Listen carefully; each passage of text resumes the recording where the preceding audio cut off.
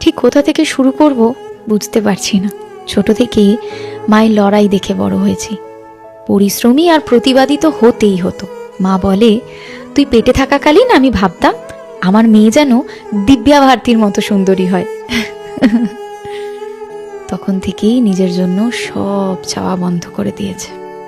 16 বছর বয়সে আমার মায়ের বিয়ে হয়, আর তার কয়েক বছর পর আমি। ঠিক কতটা লড়াই করলে ক্লাস 9-এ পড়াকালীন বিয়ে হওয়া একটা মেয়ে তার মেয়েকে এই জায়গায় আনতে পারে, সেটা বলতে গেলে আমায় একটা বড় উপন্যাস লিখতে হবে।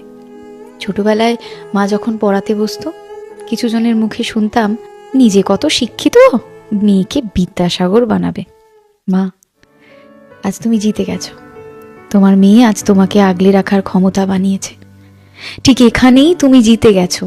কথায় বলে, বিয়ের সময় নাকি বলতে হয়, মা, তোমার সব ঋণ শোধ করলাম। কিন্তু মায়ের ঋণ তো কখনো শোধ করা যায় না।